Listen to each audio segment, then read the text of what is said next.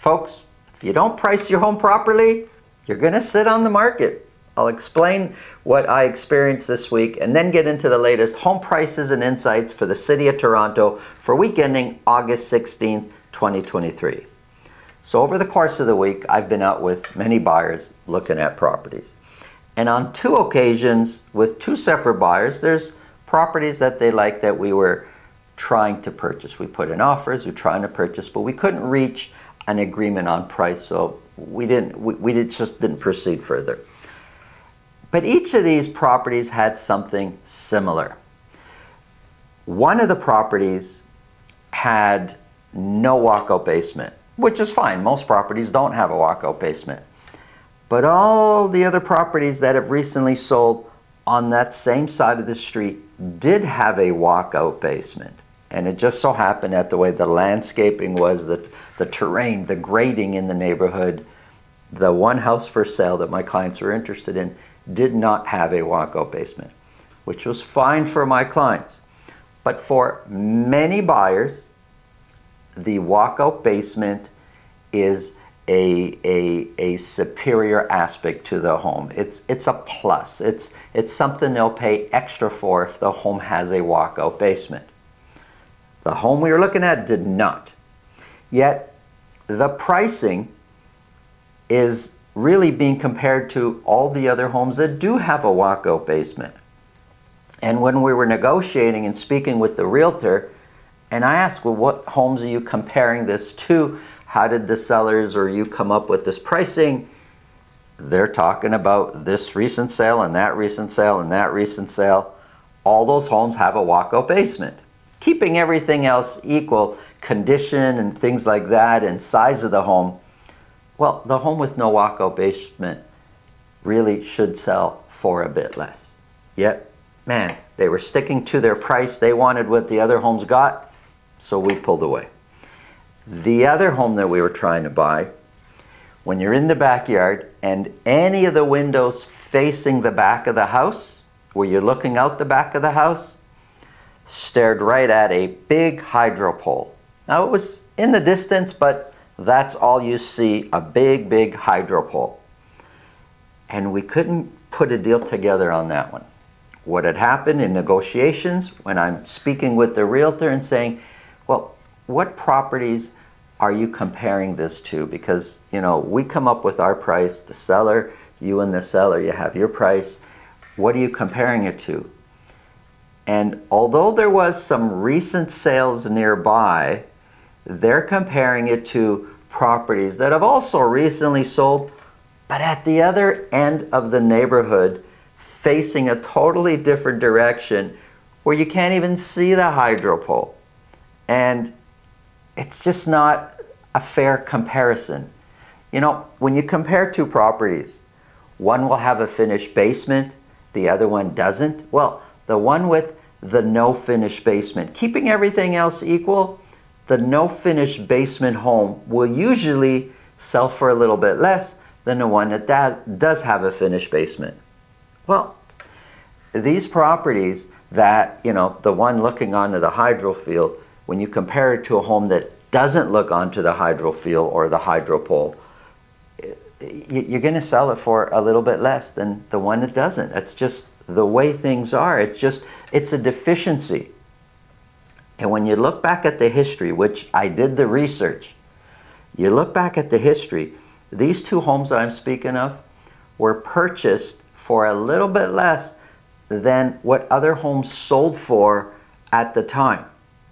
So the sellers purchased at a better price, but now they're trying to sell it as if that deficiency doesn't exist anymore. It didn't make sense. We couldn't put the deal together, but it makes me wonder. I know there's a lot of sellers selling right now that are in a financial headlock. They have to sell. You've got to get your pricing right or you're gonna sit on the market.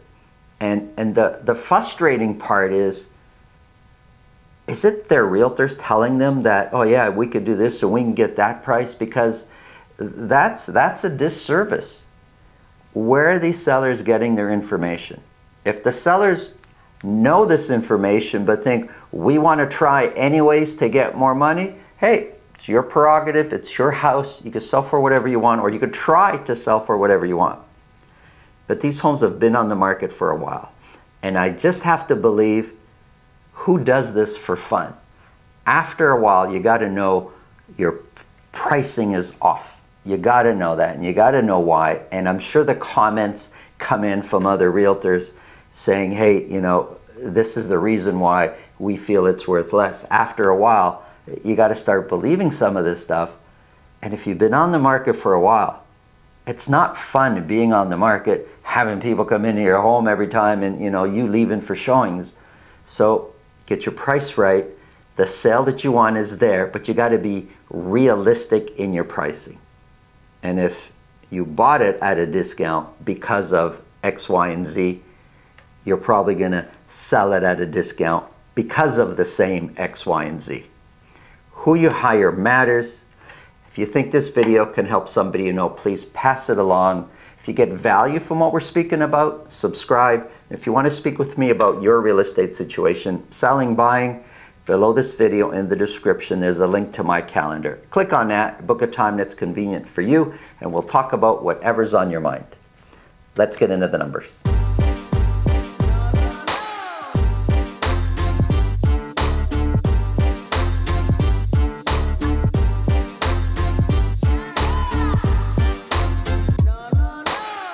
If you're looking for a unique, new, upscale family home suitable for 2 families, check out the video at the end of this video.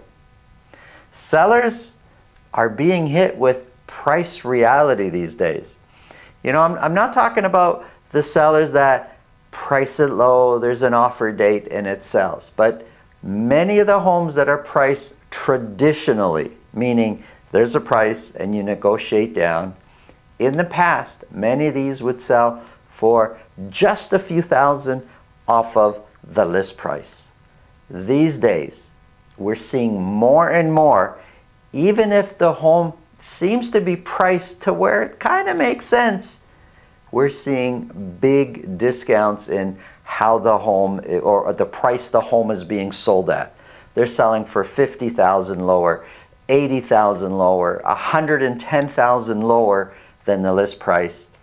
We're seeing more of that. We recently purchased a property for buyers at $70,000 lower than what it was listed, and the list price kind of seemed okay. It kind of seemed in line to where some of the recent sales were just 1 or 2 months ago. But the market's declining and sellers are being hit with that reality. Let's get into the numbers here. Here's a quick summary. These are average sold price condos, semis in towns, detached properties. When we look back over the course of 3 months, for all these home types, prices have been trending down. Some of them at a higher rate than others, trending down. But from 1 week to the next, from August the 9th to August 16th, looks like average prices went up across the board. Let's look a little bit closer. We're going to start off with the City of Toronto. I'm going to say that again. This is just for the City of Toronto. This is for detached properties for week ending August the 16th. 105 detached properties were sold, which is way up from the previous week of 75. 21 properties sold at $2 million or more, which is way up from the previous week of only 12 selling at $2 million or more. An average sold price up a bit, $32,000 from the previous week. We're now sitting at $1,564,000. Now, previously, when we look back over the course of the year, from the beginning of the year, say to, where are we here, the end of May, average prices were climbing.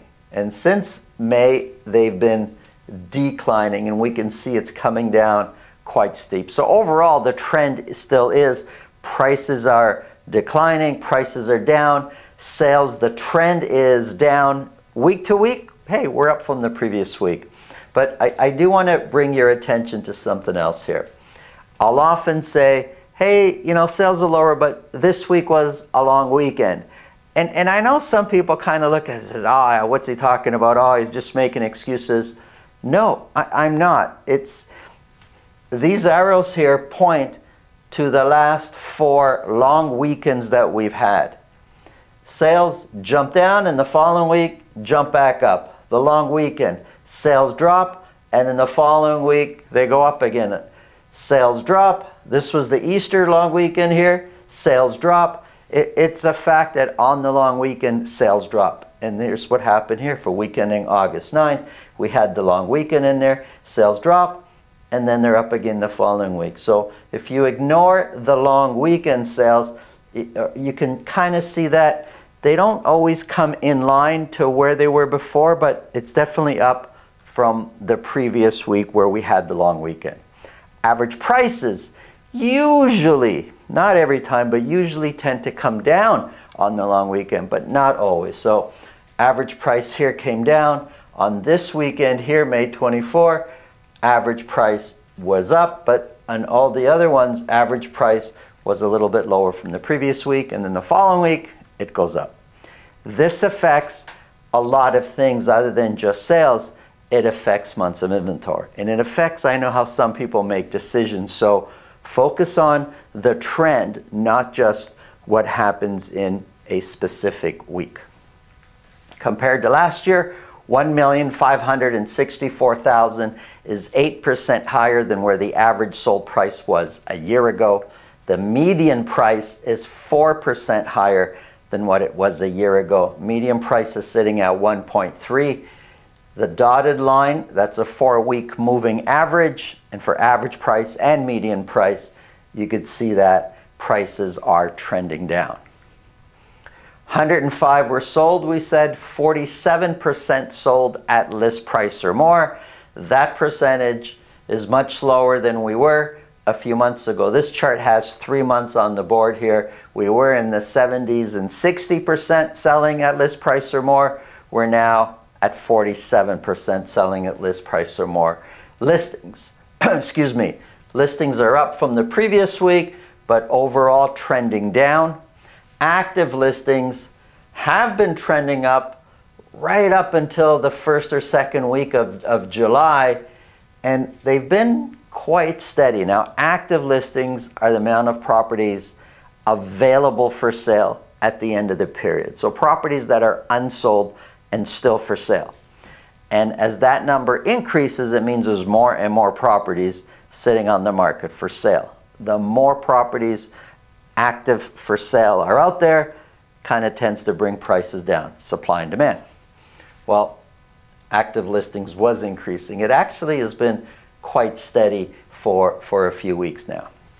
Months of inventory sitting at 2.9. So overall, the trend is up.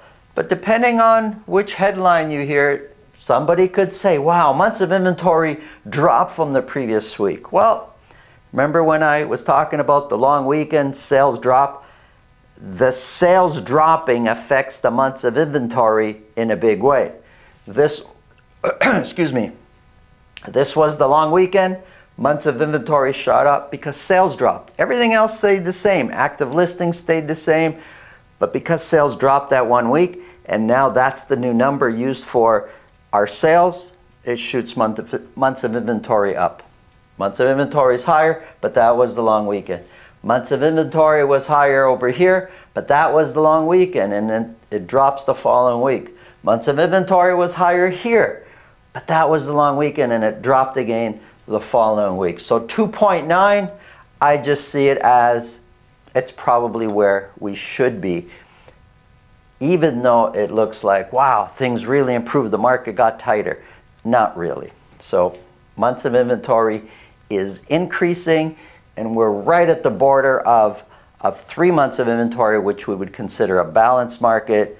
I can tell you most parts of Toronto are going to feel like a balanced market already. Here we have the City of Toronto broken down into 9 sections. And when we just take a quick look between Scarborough and East York, that's 50% of all the sales of Toronto. And Scarborough, with 42 sales at 105, obviously has the lion's share of all the sales right now.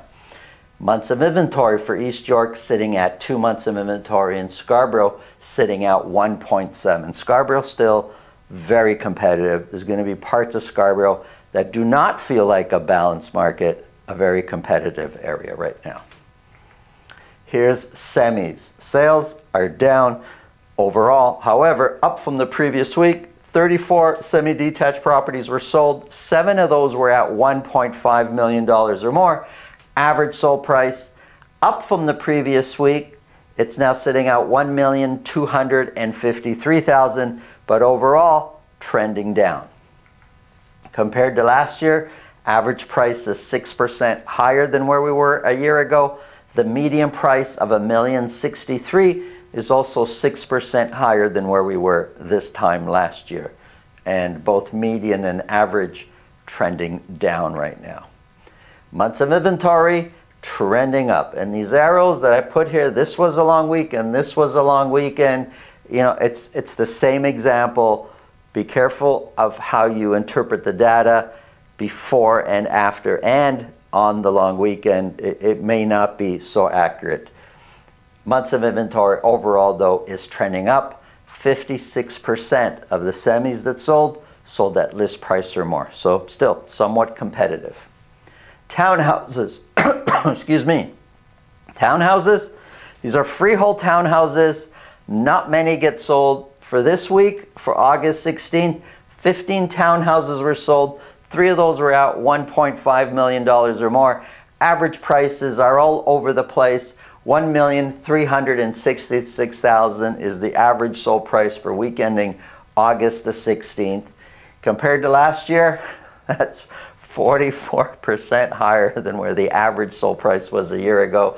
The median price is 23% higher. Look, overall for townhouses, I can tell you, prices are trending down, but because there's such few sales, the chart is all over. The peaks and valleys are just wild when it comes to freehold townhouses. Months of inventory has been trending up. We're now sitting at 1.9 months of inventory. 53%, a little bit over half the townhouses are selling at list price or more. Condos. These are condo apartments. They're not condo townhouses, just condo apartments. 206 condos were sold. And just for the last time, I'm going to hit this home. The arrows, those are the long weekend. Sales were lower, sales drop, sales drop, sales drop. Right after the long weekend, sales kind of resumed the previous trend that it was on before the long weekend. Well, 206 condos were sold. 28 of those were at $1 million or more. That's way up from the previous week, almost double. The previous week, 15 were sold at $1 million or more. So 206 were sold in all. $751,000 is the new average sold price, which is up from the previous week, but still overall trending down. Compared to last year, 751, 1% higher than where the average sold price was a year ago. The median price is basically exactly where it was this time last year, $650,000. And both median and average price are trending down. And the dotted line is a 4-week moving average, which makes it a little easier to spot a trend. 206 were sold. 34%, a little over a third, sold at list price or more. So just a third are selling at list price or more. We were in the 50% 3 months ago. We're now at a third. Listings shot up from the previous week. 655 were listed. Active listings is increasing, so there's more and more condos available for sale. That helps explain why the percentage of condos being sold is just a third, which has been trending down. And months of inventory sitting at 3.8, which is down from the previous week, but remember what I said. Long weekend, months of inventory shoots up. Long weekend, months of inventory shoots up. Long weekend, months of inventory shoots up. But right after that, we're back in line to where the trend was. And the trend is that months of inventory is increasing. 3.8 is very much a balanced market. And we can see by the amount of condos selling at list price or more. Here's a quick summary: 2.9, 3.8 for the big, the condos and the detached market. Very much a balanced market. You're going to see that in most neighborhoods. You're going to see that with most property types. But be careful, because in the entry-level price point, it's still somewhat competitive. It's still very competitive in many areas. You're going to see property selling at list price or more. You're going to see competition. A property gets listed, boom, sold right away. That's the entry-level price point for these market types or these house types. But as soon as you start getting a bit higher in the price points, that's where the balanced market kicks in, and that's where properties are selling, in many cases, far below the list price. Thanks for watching. Check out the awesome home right now. Welcome to 4027 Bloor Street West in Etobicoke. Before I show you the inside of this home, let me tell you what makes it so unique. It has, in all, 8 bedrooms, 8 bathrooms. It has 9-foot and 10-foot ceilings. Each room has its own individual climate control. These are all luxury features you would expect from a custom-built home. But what really stands out in this home is that it was designed from the very beginning for 2 families to live separate and independent of each other, both above grade. Let me start by showing you the principal residence. So this is the principal residence. Including the finished basement, you have 5 bedrooms, 5 bathrooms, about 3,000 square feet.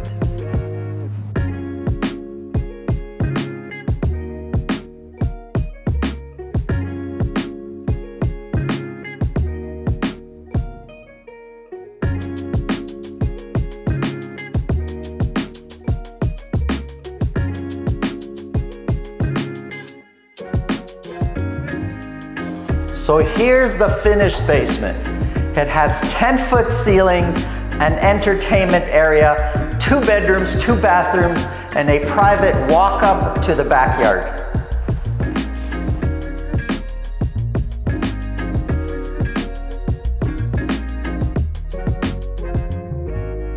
So this is the private, self-contained, luxurious secondary suite with 3 bedrooms, 3 bathrooms. Have a look.